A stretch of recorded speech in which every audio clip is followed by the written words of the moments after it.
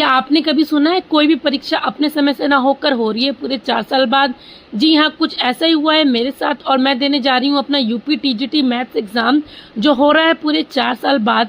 मैंने इसके फॉर्म भरे थे जून 2022 में, जब मेरा बेटा कुछ मंथ्स का था। देखिए आज मेरा बेटा कितना बड़ा हो गया है, 4.5 साल का हो गया है और अब मैं देने जा रही हूँ इसका एग्ज़ाम जो फाइनली हो रहा है 3 को।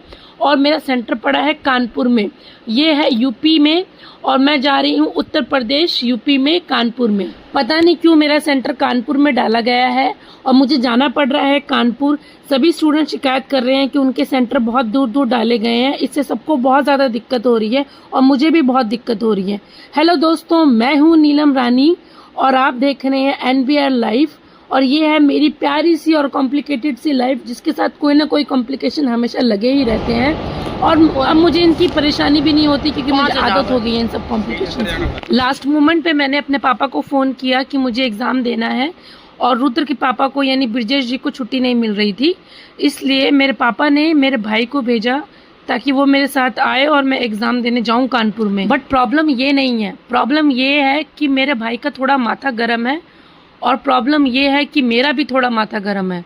इसलिए हमारा पूरा ख़ानदान बस यही चाहता था कि हम दोनों एक दूसरे से दूर दूर रहें और शांति बनाए रखें और पूरे सफ़र में एक दूसरे से ज़्यादा बात ना करें और लड़ाई झगड़ा ना करें। अब मैं सबको कैसे समझाऊं, मुझे लड़ना नहीं है, मुझे तो पढ़ना है और एग्ज़ाम क्लियर करना है।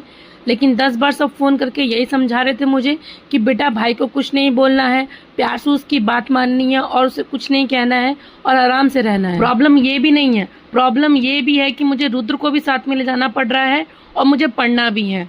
बहुत मुश्किल हो रहा था रुद्र को संभालना। मैंने पूरी रात वो ट्रेन में नहीं सोया है, अब वो बड़ा हो गया है इसलिए उसको ट्रेन में बिल्कुल भी अच्छा नहीं लग रहा था। उसको अपने पापा की भी याद आ रही थी और जितनी बार भी ट्रेन में साउंड हो रहा था और कोई नई ट्रेन आके इंजन का बहुत ज़्यादा साउंड कर रही थी, उतनी बार वो डर के उठ रहा था। मुझे समझ ही नहीं आ रहा था कि मैं उसको कैसे संभालूं।